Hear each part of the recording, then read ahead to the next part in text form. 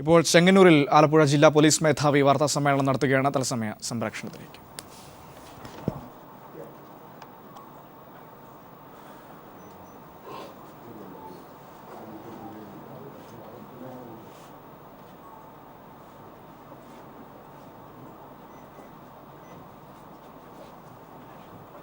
അപ്പോൾ ഓക്കെ, ഞാൻ സ്റ്റാർട്ട് ചെയ്യാം.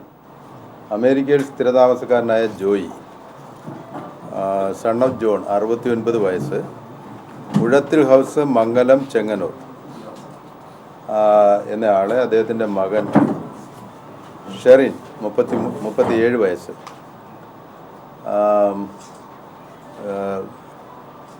വെടിവെച്ച് കൊന്ന സംഭവമാണ് കേസ്. വെടിവെച്ച് കൊന്ന് അദ്ദേഹം ഈ മരണപ്പെട്ട അല്ലെങ്കിൽ കൊല്ലപ്പെട്ട ആളിൻ്റെ ശരീരഭാഗങ്ങൾ, തല, കൈകൾ, കാൽമുട്ടിന് താഴെ ഉടൽ, അങ്ങനെ 6 കഷ്ണങ്ങളാക്കി മുറിച്ച് നമ്മുടെ ഈ ചെങ്ങന്നൂർ പരിസരത്തും കോട്ടയം, ചിങ്ങവനം, ചങ്ങനാശ്ശേരി തുടങ്ങിയ സ്ഥലങ്ങളിൽ കൊണ്ടുപോയി ഡിസ്പോസ് ചെയ്തു എന്നുള്ളതാണ് കേസ്.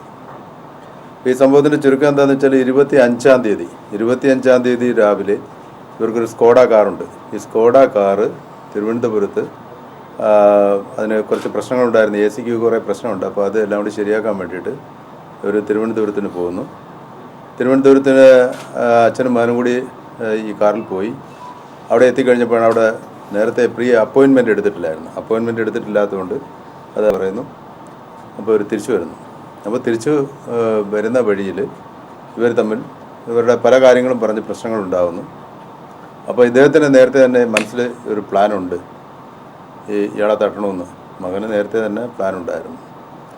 അപ്പോൾ അതിനനുസരിച്ച് പ്രശ്നങ്ങളുണ്ടാവുകയും മുളക്കുഴ എന്ന സ്ഥലത്തെത്തിയപ്പോൾ ആളൊഴിഞ്ഞ സ്ഥലത്ത് വണ്ടി നിർത്തി.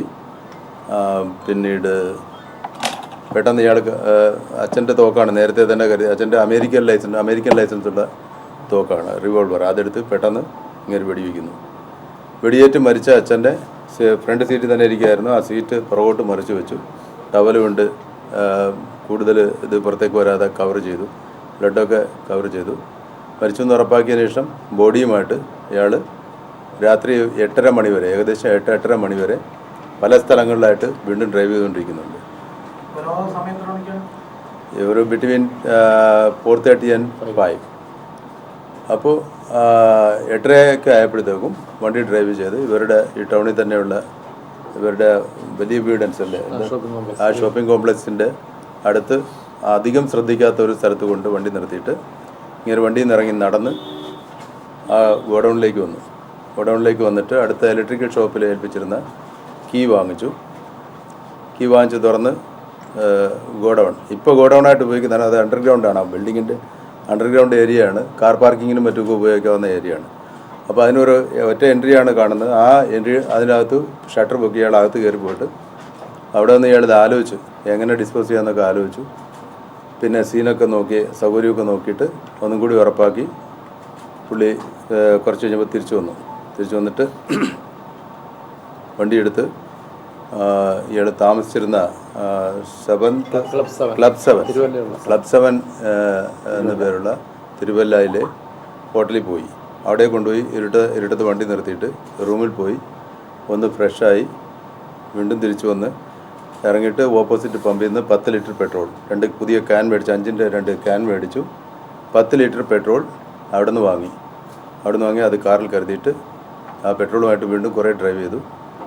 ആഫ്റ്റർ 10:30 വീണ്ടും ഇവിടെ എത്തി. അപ്പോൾ എല്ലാം ഒക്കെ ശാന്തമായിട്ടുണ്ടായിരുന്നു, ആൾക്കാരൊന്നുമില്ല. ഓപ്പോസിറ്റ് കടയിലെ സെക്യൂരിറ്റി ഗാർഡ് അവിടെ ഉണ്ടായിരുന്നു. അപ്പോൾ അയാളെ കണ്ടിട്ട് ഒരു സംശയം ഉണ്ടാകാതിരിക്കാനായിട്ട് സാധാരണ ഒരു ഹായ് പറഞ്ഞു. അപ്പോൾ അയാളും ഹായ് പറഞ്ഞു. പിന്നെ വണ്ടി റിവേഴ്സിൽ ഗോഡൗണിനകത്തേക്ക് കയറ്റി, ഇവിടെ സ്കോഡ വണ്ടി കയറ്റിയിട്ട് പരിസരമൊക്കെ വാച്ച് ചെയ്ത് ആരും ശ്രദ്ധിക്കുന്നില്ല എന്ന് മനസ്സിലായപ്പോൾ പതുക്കെ ബോഡി വലിച്ചിറക്കി. അവിടെ ഇതുകൊണ്ട് ടിൻ ഷീറ്റ് ഉണ്ടായിരുന്നു. ആ ടിൻ ഷീറ്റിന് എടുത്തിട്ട് കൊണ്ടുവന്ന പെട്രോൾ ഒഴിച്ചു. പിന്നെ ഈ മെത്ത ഉണ്ടാക്കുന്നതിൻ്റെ ബാക്കി കഷ്ണങ്ങളൊക്കെ കുറച്ച് അവിടെ ഉണ്ടായിരുന്നു. അതെല്ലാം അവിടെ വാരി വെച്ച് കത്തിച്ചു. അപ്പോൾ കത്തിച്ചപ്പോൾ ഇയാൾ പ്രതീക്ഷിക്കുന്നതിനേക്കാൾ വലിയ ഫ്ലെയിം ഉണ്ടായി.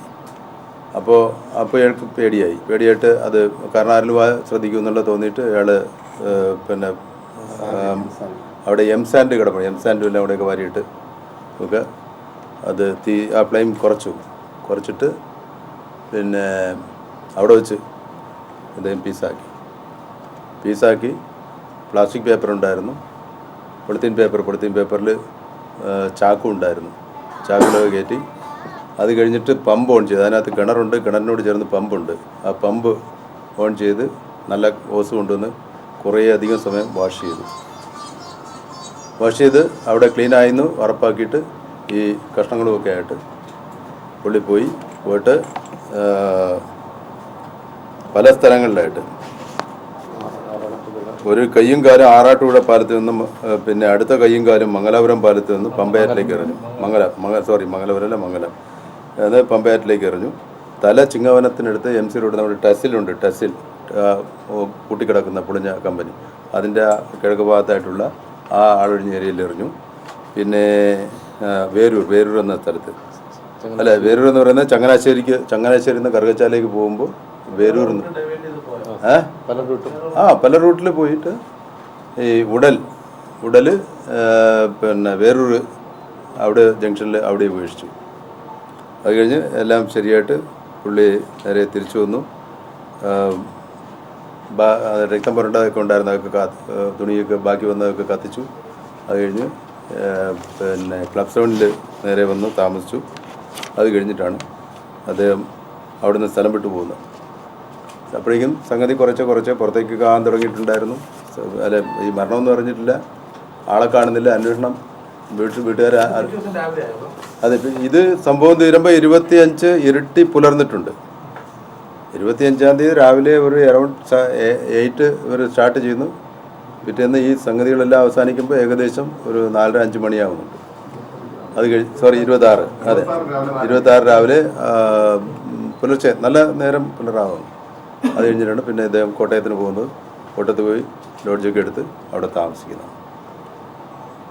പിന്നെ നമുക്ക് 26-നാണ് വീട്ടുകാർ സംശയം പ്രകടിപ്പിക്കാൻ തുടങ്ങിയത്. അപ്പോഴാണ് നമുക്ക് കേസെടുക്കുന്നതും അന്വേഷണം ആരംഭിക്കുന്നതും. അതിൻ്റെ അടുത്ത ദിവസമാണ് അമ്മ വന്നിട്ട് ചില സൂചനകൾ തരുന്നത്. അപ്പോഴാണ് നമുക്കിതൊരു എന്തോ ഒരു അപകടം സ്മെല്ല് ചെയ്ത്. അപ്പോൾ പിന്നെ ആ അപകടം സ്മെല്ല് ചെയ്തു. അതിനനുസരിച്ച് നമ്മൾ അന്വേഷണം ആരംഭിക്കാൻ തുടങ്ങി. എല്ലാവരും DGP മുതൽ DGP, ADGP, IG, ഞാൻ, എൻ്റെ DYSP, CI, എൻ്റെ SIമാർ, ഒത്തിരി പേര് നമുക്ക് സാധ്യമായിട്ടുള്ള എല്ലാ കാര്യങ്ങളും ചെയ്തു. പിന്നെ അതിൻ്റെ ഫലമായിട്ടാണ് ഇത് നമുക്ക്. പിന്നെ എല്ലാവരും നാട്ടുകാരും ഒക്കെ സഹായിച്ചു. കിട്ടുന്ന വിവരങ്ങൾ ഒരുപാട് പേര് നമുക്ക് വിളിച്ചു പറഞ്ഞു തന്നു. അതനുസരിച്ച് നമ്മളെല്ലാവരും കോഓപ്പറേറ്റ് ചെയ്തു, എല്ലാ നാട്ടുകാരും സഹകരിച്ചു. അതുകൊണ്ട് ഇത് ഒരു ഡിറ്റക്ഷൻ ലെവലിലേക്ക് എത്താൻ സാധിച്ചു. ബ്രേക്ക് ത്രൂ ഉണ്ടായത് പറഞ്ഞില്ലേ, ഇയാളുടെ മദർ തന്നെ നമുക്ക് സൂചന തരുന്നുണ്ട്. ഓൺ 27th മദർ തന്നെ സൂചന തരുന്നു. 26-നാണ് കേസെടുക്കുന്നത്. 27th മദർ സൂചന തരുന്നു. ആ സൂചനയിൽ നിന്ന് പിന്നെ നമ്മുടെ എല്ലാ വഴിക്കും അന്വേഷണം തിരിച്ചുവിടുകയായിരുന്നു. എന്ന് പറഞ്ഞാൽ ഒരു possible murder 27th onwards we were expecting. അപ്പോൾ ആ നിലയ്ക്ക് മർഡറും പിന്നെ ഡെഡ് ബോഡി ഹൈഡ് ചെയ്യലും അതുപോലെ തെളിവ് നശിപ്പിക്കലും എല്ലാം നമ്മൾ 27-ാം തീയതി മുതൽ നമുക്ക് സംശയിക്കത്തക്ക നിലയിൽ അമ്മയുടെ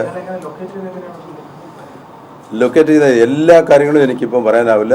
കാരണം എന്താ വെച്ചാൽ കേസ് വളരെ കേരളം കണ്ടിട്ടില്ല. എനിക്ക് തോന്നുന്നത് പണ്ട് ഒരു കേസ് നമ്മൾ ഇവിടെ ഇരിക്കുന്ന പലരും ജനിക്കുന്നതിന് മുമ്പുള്ളൊരു കേസുണ്ട്, ഏകദേശം സിമിലറാണ്. ഞാൻ ഉദ്ദേശിക്കുന്ന കേസാണെന്ന് നിങ്ങൾ ചിലരെങ്കിലും മനസ്സിലാക്കുന്നുണ്ടാവും. പിന്നെ അത് കഴിഞ്ഞാൽ ഏതാ മോട്ടീവ്, ശരി, അത് ഓക്കെ, നല്ല. ഈ മോട്ടീവ് എന്താണെന്ന് പറഞ്ഞാൽ ഇയാളെ കുട്ടിക്കാലം മുതൽ ഇയാളുടെ അച്ഛനും 3 കുട്ടികളാണ്. ഇത് കൂടാതെ പിന്നെ ഒരു ആൺകുട്ടിയുണ്ട്, അയാളൊരു ഡോക്ടറാണ്. പിന്നെ മകളുണ്ട്, അവരും ഡോക്ടറാണ്. അപ്പോൾ ഈ 3 കുട്ടികളിൽ ഇയാളോട് അച്ഛൻ കുട്ടിക്കാലം മുതൽ മോശമായി പെരുമാറുന്നു ഇയാൾക്ക് തോന്നുന്നുണ്ട്. എന്ന് വെച്ചാൽ എന്തെങ്കിലും ചെറിയ കുറ്റങ്ങൾ പോലും ശിക്ഷിക്കുമ്പോൾ ഇയാളെ വളരെ ക്രൂരമായി അച്ഛൻ ശിക്ഷിക്കുമായിരുന്നു. അപ്പോൾ അങ്ങനെ അതേപോലെ ഇയാൾക്ക് പൈസ കൊടുക്കുന്നതിലും എല്ലാത്തിലും ഭയങ്കര ലുബ്ധാണ്.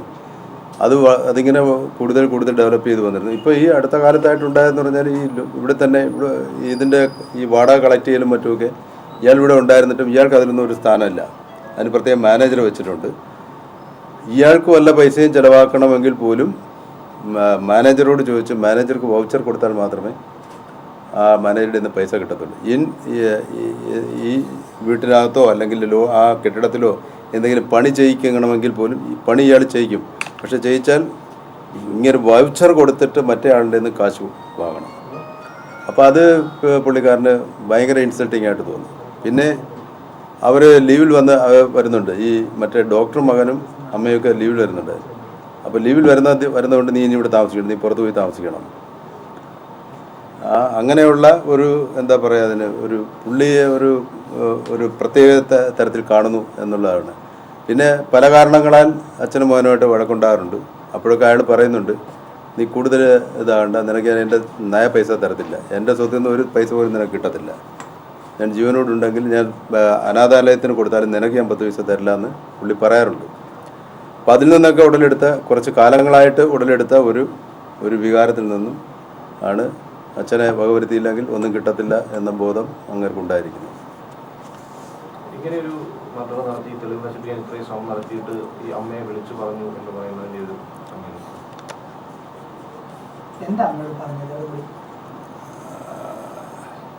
പ്രസാദ്, അത് അത്രയും അങ്ങോട്ട് ഇപ്പോൾ ഒരു സൂചന കൊടുക്കുന്നേ ഉള്ളൂ. അത് തൽക്കാലം ഞാൻ അങ്ങനെ പറയുന്നത് ഒരു സൂചനയാണ്.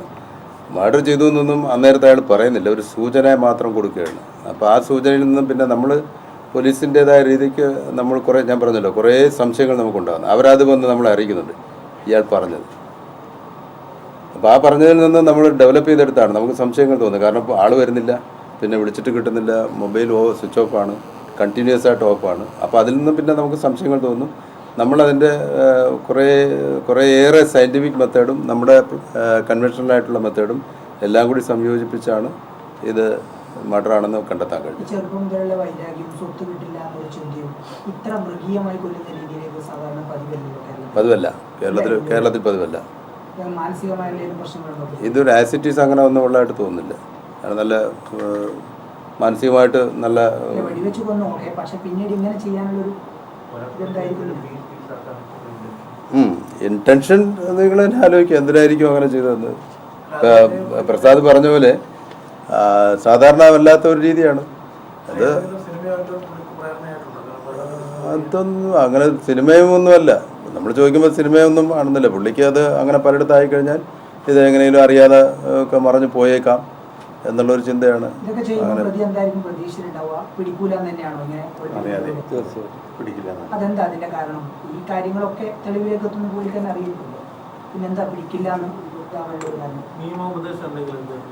അല്ല, നമുക്കത് അങ്ങനെ അയാൾക്ക് എന്തെങ്കിലും ഒരു അഡ്വൈസ് കിട്ടിയതായിട്ടൊന്നും ഇതുവരെയുള്ള അന്വേഷണത്തിൽ ഒന്നും കിട്ടിയിട്ടില്ല. ഇതുവരെ ആസ് ഓഫ് നൗ അയാൾ മാത്രമാണ്. ഒന്ന് കൊല്ലാൻ തോക്ക് ഉപയോഗിച്ചു, കട്ട് ചെയ്യാൻ വളരെ ഷാർപ്പഡ് ആയിട്ടുള്ള ഒരു വെപ്പൺ ഉപയോഗിച്ചിട്ടുണ്ട്. എന്തോ ഇല്ല, അത് ഞാനിപ്പോൾ വെപ്പൺ നമ്മൾ ഉടൻ തന്നെ റിക്കവർ ചെയ്യും. അത് വെപ്പൺ അതിനെക്കുറിച്ച് കൂടുതൽ പറയാൻ കഴിയില്ല. അതിന് വെപ്പൺ എന്ന് പറയുമ്പോൾ അറിയാമല്ലോ, ഈ മർഡർ കേസിൽ വളരെ ഇമ്പോർട്ടൻ്റ് ആയിട്ടുള്ള ഒരു കാര്യമാണ്. അതിപ്പോൾ എനിക്കങ്ങനെ പറയാനാവില്ല. ഇത് നമുക്ക് കിട്ടിയിരിക്കുന്ന വിവരം എന്ന് വെച്ചാൽ ഇയാൾ വർഷങ്ങൾക്ക് മുമ്പേ ഇത് ഇവിടെ കൊണ്ടുവന്നതാണ്. അതിനെക്കുറിച്ച് അന്ന് ഇത് കൊണ്ടുവന്നപ്പോൾ ഇത് എങ്ങനെയാണിത് പിന്നീട് കടത്തിക്കൊണ്ട് വന്നതെന്ന് നമ്മൾ അന്വേഷിക്കുന്നേ ഉള്ളൂ. അതിനെ കണ്ടെത്തേണ്ടിയിരിക്കുകയാണ്. പക്ഷേ വർഷങ്ങൾക്ക് മുമ്പ് കൊണ്ടുവന്നായിട്ടാണ് ഇയാൾ അച്ഛൻ്റെ കയ്യിൽ നിന്ന് അത് മോഷ്ടിച്ചെടുത്താണ്. അച്ഛൻ്റെ അലമാരിയിൽ നിന്ന് മോഷ്ടിച്ചെടുത്താണ്. അച്ഛൻ്റെ കയ്യിൽ അച്ഛനത് അലമാരിയിൽ വെച്ച് പൂട്ടി, അച്ഛൻ്റെ ബാക്കിയുള്ള ബിലോങ്ങിങ്സും ഒക്കെ വെച്ച് പൂട്ടിയിട്ട് താക്കോല് ഇയാൾ കൂടുതൽ യാത്ര ചെയ്യുന്ന ആളാണ്, ഇടയ്ക്കിടയ്ക്ക് വരികയും പോവുകയും ചെയ്യുന്ന ആളാണ്. പക്ഷെ അങ്ങനെ പോകുമ്പോൾ ഇത് അലമാരിയുടെ അകത്ത് വെച്ചേക്കും. അലമാരിയുടെ അകത്ത് വെച്ചിരുന്ന ഈ തോക്കുൾപ്പെടെയുള്ള പല സാധനങ്ങളും കണ്ടില്ല എന്ന് പറഞ്ഞിട്ട് വന്നതിന് ശേഷം ഇവർ തമ്മിൽ വഴക്കുണ്ടായിരിക്കുന്നു. ഇയാളെ IT പ്രൊഫഷണൽ കൺസൾട്ടൻ്റാണ്. ഇയാൾ കൺസൾട്ടൻറ്റിന് എന്താ കമ്പനി, ഇൻഫോസിസിൽ. സംഘടനമെന്ന് പറയാൻ ഇയാൾ അങ്ങനെ അച്ഛനെ തിരിച്ചൊന്നും ചെയ്യാറില്ല. പക്ഷെ മറ്റേ പുള്ളിക്കാരൻ അടിക്കും, ഇപ്പോഴും അടിക്കും. ആദ്യം ബാംഗ്ലൂരിലായിരുന്നു, അത് കഴിഞ്ഞ് ഈ വീട്ടിൽ തന്നെയാണ്. ക്ലബ് 7. 19 മുതൽ അയാൾ ക്ലബ് സെവനിലാണ് താമസം. ആര് അച്ഛൻ വഹിക്കുമോ ഇയാൾ വഹിക്കും? അത് എങ്ങനെയാന്ന് വെച്ചാൽ ഇപ്പം ഇദ്ദേഹം ചോദിച്ച അമ്മ കുറച്ച് ഒക്കെ സഹായിക്കുന്നുണ്ട് ഇയാളെ. പക്ഷെ അച്ഛൻ ഒരു പക്ഷേ അറിയുന്നുണ്ടായിരിക്കും. പക്ഷേ അച്ഛൻ അത് അങ്ങോട്ട് ഇവർ ഈ പറഞ്ഞ ഞാനൊരു സിറ്റുവേഷൻ പറഞ്ഞ ആ രീതിക്ക് അച്ഛൻ ഇയാൾക്ക് എഗൻസ്റ്റ് ആണ്. അപ്പോൾ അമ്മ കുറച്ച് സഹായമൊക്കെ ചെയ്യും. ഇവർ 4 പേരും അമേരിക്കൻ സിറ്റിസൺസാണ്.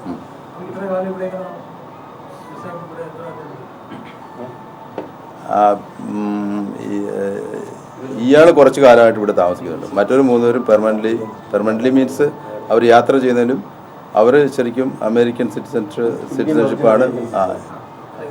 ഇയാളും born and brought up in America. പക്ഷേ ഇയാൾ കുറച്ച് കാലമായിട്ട് ഇന്ത്യയിലാണ് ഉള്ളത്. ഇയാൾക്ക് ഇവിടെ പിന്നീട് ബാംഗ്ലൂരായിരുന്നു ജോലി. അപ്പം അത് ഈ പറഞ്ഞ എങ്ങനെയെന്നുള്ളത് അത്തരം കാര്യങ്ങൾ വെരിഫൈ ചെയ്യേണ്ടിയിരിക്കുന്നു. ഡ്യുവൽ സിറ്റിസൺഷിപ്പാണ് നമ്മൾ ഈ പറഞ്ഞത്. Indian origin but American citizenship. അതിന് നമ്മൾ ഡ്യുവൽ സിറ്റിസൺഷിപ്പ് എന്ന് പറയുന്നതേ ഉള്ളൂ. തലയ്ക്ക് ഇയാൾ പറയുന്നത് അടുത്തിരിക്കുന്ന ആളെ വെടിവെക്കുന്നു. ഇപ്പോൾ തലയ്ക്കാണെന്നാണ് പറയുന്നത്. പക്ഷെ അത് എക്സാക്ട്ലി തലയ്ക്ക് തന്നെ കൊണ്ടിട്ടുണ്ടോ എന്ന് തല നമ്മൾ പരിശോധിച്ച് ബുള്ളറ്റ് എടുക്കുമ്പോഴേ പറയാൻ കഴിയും.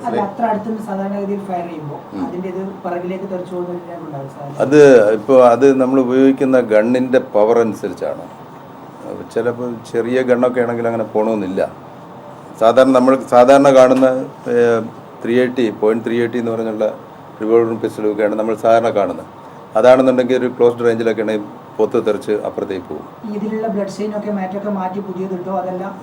അതെല്ലാം പിന്നെ പുതിയതൊന്നും ഇട്ടിട്ടില്ല. അതെല്ലാം വാഷ് ചെയ്ത് നല്ല ക്ലീൻ ചെയ്തിട്ടുണ്ട്. കെട്ടിടത്തിനകത്ത് വെച്ച് ക്ലീൻ ചെയ്തതല്ല. അയാൾ അത്യാവശ്യം അവിടെ വെച്ച് പിന്നീട് പുറമേ കണ്ടാൽ ആരെങ്കിലും കണ്ടാൽ മനസ്സിലാക്കാത്ത തരത്തിൽ ചെയ്തിട്ട് ഇത് ഡിസ്പോസ് ചെയ്തതിന് ശേഷം ഇയാൾ തനിയെ അത് ചെയ്തിട്ടുണ്ട്.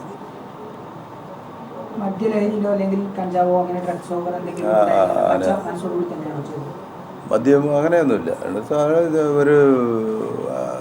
അയാൾ പ്ലാൻഡായിട്ട് തന്നെ തീരുമാനമെടുത്ത് ഉറപ്പിച്ച് ചെയ്തതാണ്. കാണുമായിരിക്കും.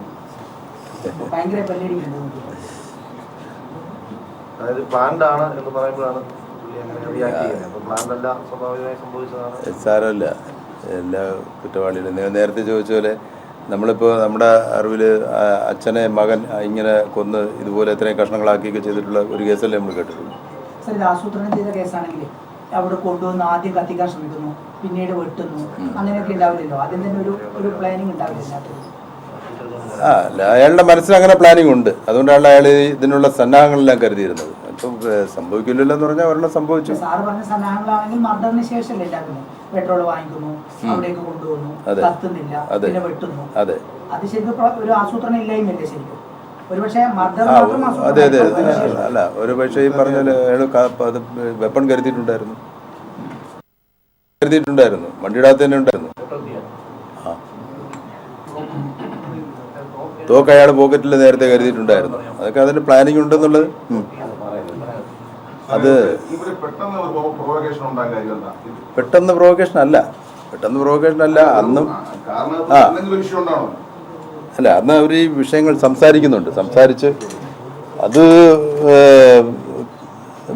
സംസാരിച്ച് ആ ഒരു സീൻ ഉണ്ടാകുന്നുണ്ട്. പക്ഷെ അതൊരു സഡൻ പ്രൊവോക്കേഷൻ അല്ല. ഈ പറഞ്ഞ കാര്യങ്ങളൊക്കെ തന്നെയാണ്. സംസാരിച്ചിട്ട് നമ്മളിനിയിപ്പോൾ അത് ഈ ബോഡിയെല്ലാം ഒരാളിൻ്റെതാണെന്ന് DNA ടെസ്റ്റിലൂടെ തെളിയിക്കും. DNA ടെസ്റ്റിലൂടെയും ഇല്ല, നമുക്ക് ഇനിയും കിട്ടാനുണ്ട്. 2 കാലം അല്ല, ഇദ്ദേഹം ചോദിച്ചു കിട്ടിയ ഭാഗങ്ങളെല്ലാം നമ്മുടെ ഈ പറയുന്ന കൊല്ലപ്പെട്ടു എന്ന് പറയുന്ന ആളുടേതാണെന്ന് തെളിയിക്കാൻ നമ്മുടെ ശാസ്ത്രീയമായി അവലംബിക്കാൻ പോകുന്നത് പ്രധാനമായിട്ടും DNA ടെസ്റ്റാണ്. പിന്നെ തല കിട്ടിയിട്ടുണ്ട്. അത് അദ്ദേഹത്തിൻ്റെ മകനെ വൈഫിനെ അവർ നോക്കാൻ സാധിക്കുമെങ്കിൽ അവർ ഇത് ക്ലീൻ ചെയ്തതിന് ശേഷം അത് ഡോക്ടർ തന്നെ ചെയ്തിട്ട് കാണിച്ച് മുഖം ഐഡൻറ്റിഫൈ ചെയ്യാൻ പറ്റുമെങ്കിൽ ഐഡൻറ്റിഫൈ ചെയ്യും. അതർവൈസ് പിന്നീട് ആവശ്യമാണെങ്കിൽ സൂപ്പർ ഇമ്പോസിഷൻ അടക്കമുള്ള ശാസ്ത്രീയ മാർഗ്ഗങ്ങൾ ഉപയോഗിച്ച് ഇത് ഇയാൾ തന്നെയാണെന്ന് തെളിയിക്കും. അത് വലിയ എവിഡൻസിൽ വലിയ ആവശ്യമുള്ള കാര്യമാണ്. പിന്നെ ബാക്കിയുള്ളത് കിട്ടിയാലും കിട്ടിയില്ലെങ്കിലും ഈ കിട്ടിയത് ഈ ആളിൻ്റെ ഭാഗമാണെന്ന് തെളിയിക്കാൻ ഇദ്ദേഹത്തിൻ്റെയും നമ്മൾ DNA കമ്പാരിസൺ നടത്തും. അതുകൊണ്ട് അത് ആ ആളാണെന്ന് നമുക്ക് അങ്ങനെ അതിലൂടെ പ്രൂവ് ചെയ്യാൻ കഴിയും. പിന്നെ ഈ പറഞ്ഞ കുറേ കാര്യങ്ങൾ ഇനിയും റിക്കവർ ചെയ്യാനുണ്ട്. ഈ പോസ്റ്റ്മോർട്ടത്തിന് ശേഷം ബോഡി വിട്ടുകൊടുക്കും. അവർ ആവശ്യമുണ്ടെങ്കിലും വിട്ടുകൊടുക്കും.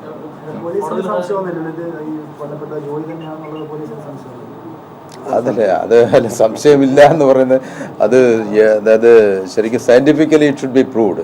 അല്ലാതെ ആസ് ഇറ്റ് ഈസ് ജോയി തന്നെയാണ്.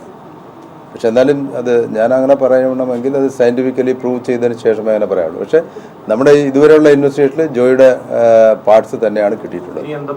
അതിന് ഒത്തിരി കാര്യങ്ങളുണ്ട്. അത് അങ്ങനെ ചോദിച്ചാൽ അതൊന്നും എനിക്ക് പറയാൻ പറ്റില്ല, കാരണം അതൊക്കെ എവിഡൻസിലേക്ക് വരേണ്ട കാര്യങ്ങളാണ്. ഇനിയും കിട്ടാനുള്ളത് നമുക്കിപ്പോൾ കിട്ടിയിരിക്കുന്നത് തല, ഉടൽ, ഒരു കൈ, ബാക്കിയുള്ളത് കിട്ടാനുണ്ട്. ഇടത് കൈ കിട്ടിയിട്ടുണ്ട്. വലത് കൈയും മുട്ടിന് താഴെയുള്ള 2 കാലും കിട്ടാനുണ്ട്.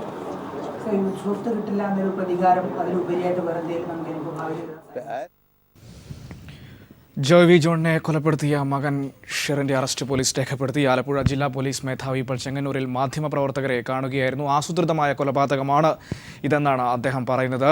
25-ാം തീയതി രാവിലെ മുതൽ നടത്തിയ വിവിധ ആസൂത്രണങ്ങളിലൂടെയാണ് കൊലപാതകത്തിലേക്ക് ഷെറിൻ എത്തിച്ചേർന്നത്. മൃതദേഹം വെടിവെച്ചാണ് കൊലപ്പെടുത്തിയത്. അതിനുശേഷം ബോഡി കത്തിക്കാൻ ശ്രമിച്ചു. പിന്നീട് വെട്ടിമുറിച്ച് വിവിധ ഭാഗങ്ങളാക്കി വിവിധ സ്ഥലങ്ങളിൽ ഉപേക്ഷിക്കുകയായിരുന്നു. ഇനി ശാസ്ത്രീയ പരിശോധനകളടക്കം പോലീസിൻ്റെ മുന്നിൽ ബാക്കിയുണ്ട്. ക്രൂരമായ കൊലപാതകം തന്നെയാണ് എന്നാണ് പോലീസ് ഇത് വിലയിരുത്തിയിരിക്കുന്നത്.